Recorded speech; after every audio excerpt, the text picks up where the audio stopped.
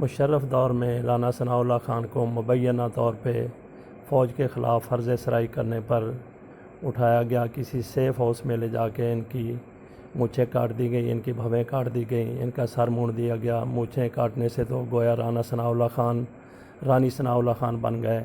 آئیے اس کی پوری تفصیل جانتے ہیں، کب کیا ہوا، کیوں ہوا، سپاٹ لائٹ کے تعاون سے۔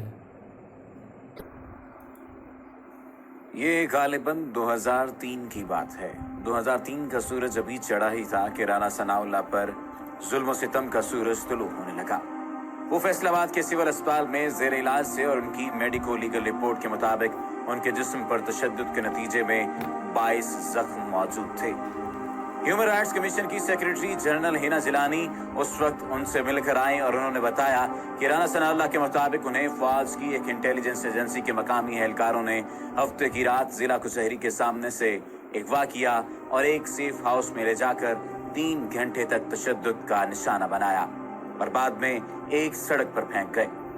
رانا ثناء اللہ کا کہنا تھا کہ وہ سامنے آنے پر ان لوگوں کو پہچان سکتے ہیں۔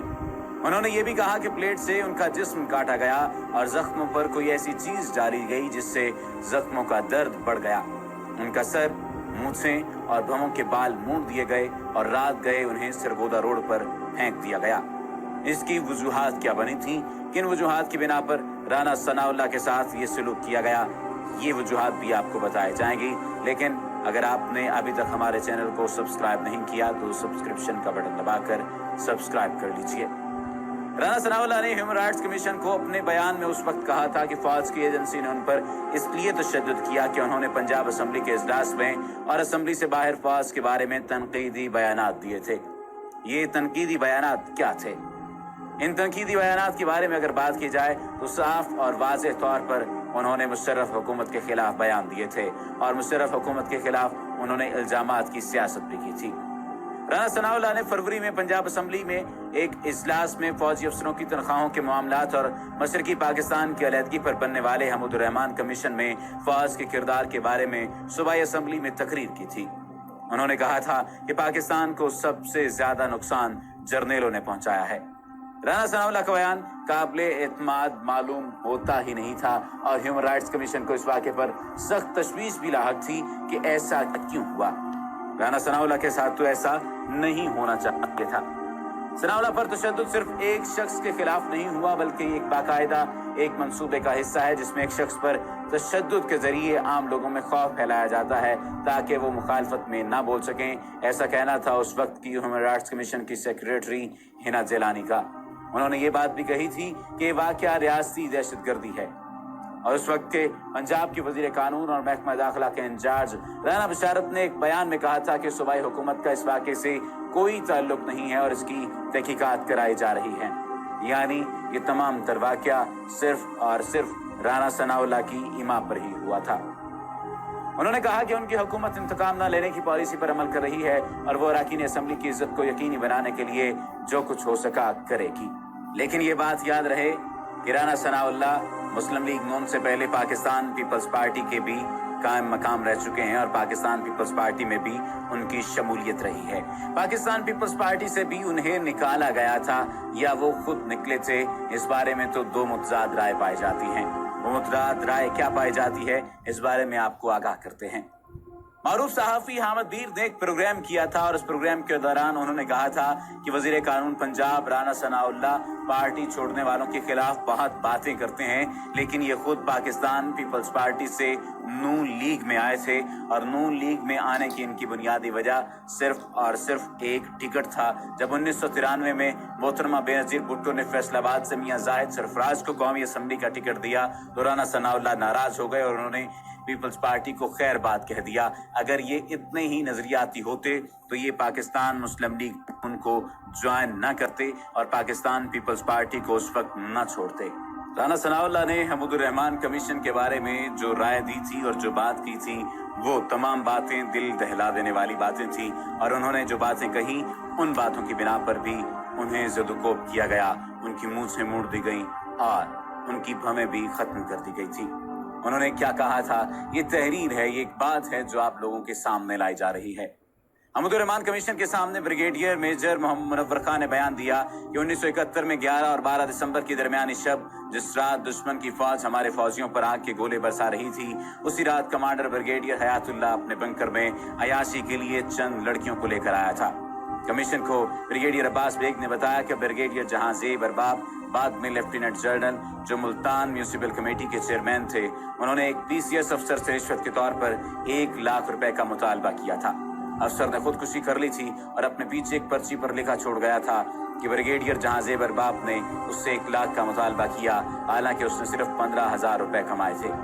यही जहांजेब अरबाब था जिसने बाद अज़ां बतौर कमांडर साबिक मशरकी पाकिस्तान में ब्रिगेडियर 57 सिराजगंज में नेशनल बैंक के खजाने से 13.5 करोड़ रुपए लूटे थे।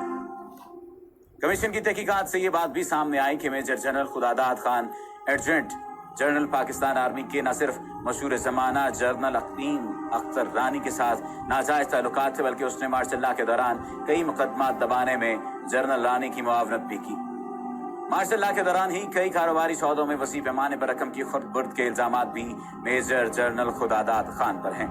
जनरल AA के न्याजी के लाहौर की सईदा बुखारी के साथ मरासम थे, जिसने सेनोरिटा होम के नाम से गुलबर्ग में एक घर को कोठा बनाया हुआ था।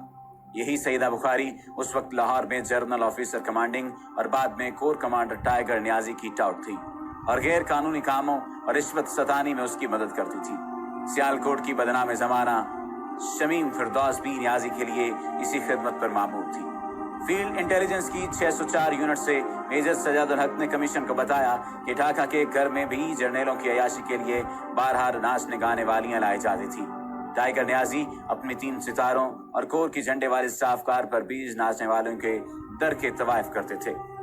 लेफ्टिनेंट कर्नल अजीज अहमद खान ने कमीशन को बताया कि फौजियों का कहना था कि जब कमांडर खुद बलात्कारी हो तो वो फौजियों को बलात्कार यानी जबरी जिना से कैसे रोक सकता है।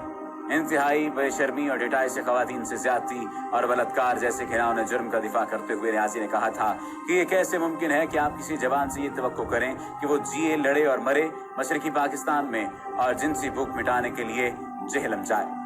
यहया खान शराब और औरतों का रजिया था। उसके जिन औरतों से ताल्लुकात थे उनमें IG पुलिस की बेगम शमीम NS हुसैन, बेगम जूनागढ़ मैडम नूर जहान, अकलीम अख्तर रानी, कराची के ताजर मंसूर हीर जी की बीवी, एक जूनियर पुलिस अफसर की बीवी Nazli Begum, major general retired Latif Khan की साबका बीवी और इस तरह के और नाम भी शामिल थे। यहया खान क्या था, क्या नहीं था और उसकी हकीकत क्या थी, इस बारे में आपको आइंदा आने वाली वीडियो में बताया जाएगा। लेकिन अभी बात हो रही है हमदुर रहमान कमीशन की, जिसमें मुख्तलिफ इंकशाफात सामने आए थे। कमीशन ने अपने इख्तितामी बाग के सफ़ात 324 से 351 में खुलासा बयान करते हुए पैराग्राफ नंबर 76 में लिखा है कि हम इस नतीजे पर पहुंचे हैं कि अवामी लीग की तहरीक को कुचलने के लिए 25 मार्च 1971 की रात को जो कार्रवाई की गई वो न सिर्फ बुनियादी तौर पर गलत थी, बल्कि उस पर अमल दरामद भी अहमकाना अंदाज में किया गया। ये कदम सियासी बसीरत, बेशबीनी और आगपत अंदेशी से यकसर हवाली थी और इसका यकीनी नतीजा मशरकी पाकिस्तान का सकूत था। पैराग्राफ 80 में कमीशन शेख मुजीबुर रहमान की तर्जमल का तस्जिया करते हुए बयान करता है, हम ये बताना अपना फर्ज समझते हैं कि शुरू में शहनकात का हसूल शेख मुजीबुर रहमान का हतमी मकसद न था, मगर इलेक्शन के बाद वो खुद अपने ही नारे के असीर हो गए। इस खतरे का उन्हें खुद भी पहले से एहसास था। गालिबन उसने इलेक्शन से पहले उन्होंने कौंसल मुस्लिम लीग और जमात इस्लामी को पुरखुलूस पेशकश की थी कि मशरक़ी पाकिस्तान की कुछ नशिस्तें ले ले। मुजीब का ये रवैया 7 मार्च 1971 तक कायम नजर आता है, जब उन्होंने अपनी पार्टी के दबाव से बचने के लिए ढाका के GOC मेजर जनरल खादिम हुसैन राजा को पैगाम भेजा कि उन्हें गिरफ्तार कर लिया जाए। कमीशन ने इसी पैराग्राफ के आखिर में जिक्र किया कि हमारा ख्याल है कि तसादुम की पॉलिसी इख्तियार करके शेख मुजीबुर रहमान ने सियासी बसीरत के फुकदान का सबूत दिया और इसके नतीजे में मुल्क दोलख्त हो गया। अगर वो मरकज और मशरकी पाकिस्तान दोनों जगह ज़माम इख्तियार अपने हाथ में ले लेते तो मशरकी पाकिस्तान के शिकवे भी दूर हो सकते थे और मुल्क में जमहूरियत भी बहाल हो जाती। कमीशन पैरा नंबर 81 में जिक्र करता है कि पीपल्स पार्टी के चेयरमैन ने भी सियासी बसीरत की कमी का सबूत दिया। अगर शेख मुजीबुर रहमान का जिद्दी रवैया मसालियत का रास्ता रोक रहा था तो पीपल्स पार्टी के चेयरमैन भी इतने ही जिद्दी साबित हुए थे।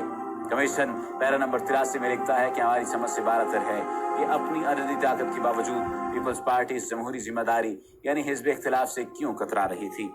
ये वो तमाम बातें थीं जो राना सनाउल्लाह ने खुलम खुला कहीं, और राना सनाउल्लाह ने वाज़ेह तौर पर पैगाम दिया कि तमाम तर चीज़ें जो वाज़ेह तौर पर नजर आती हैं वो यही नजर आती हैं कि फौज ही तमाम कार्रवाइयों के पीछे है। किसी हुकूमत को गिराना हो या संवारना हो, बनाना हो या उसकी जिंदगी में उसको ही खत्म कर देना हो, ये तमाम तर बातें सिर्फ और सिर्फ फौज करती है, और फौज को ही यही हक हासिल है। फौज एक ऐसी मुकद्दस गाय है जिसके बारे में कोई भी कुछ नहीं कह सकता। इन तमाम बयानात की वजह से राना सनाउल्लाह को सजा दी गई थी और राना सनाउल्लाह को ज़ुदुक़ौब किया गया था बतौर राना सनाउल्लाह के और बकौल राना सनाउल्लाह के। इसमें कितनी हकीकत है ये तो खुदा ही बेहतर जानता है, लेकिन अगर हालात व वाक़यात की बात की जाए तो ये बात वाज़ेह तौर पर नज़र आती है कि राना सनाउल्लाह ने वाक़अतन फौज के खिलाफ बयानात दिए थे और फौज की जानिब से ये रद्द-ए-अमल सामने आया था, या किसी और ने अपने दुख का और अताब का निशाना बनाया था राना सनाउल्लाह को, और राना सनाउल्लाह को सिर्फ ये लगा कि ये काम फौज ने किया है। इस पर तो राना सनाउल्लाह और फौज के उस वक्त के चुनिंदा कारकुनान ही बता सकते हैं। उम्मीद है कि ये वीडियो आपको पसंद आई होगी। अगर आइंदा आने वाली वीडियोस आप चाहते हैं कि आपको मिलती रहें तो लाजमी तौर पर आप हमें कमेंट सेक्शन में बता सकते हैं, या कमेंट सेक्शन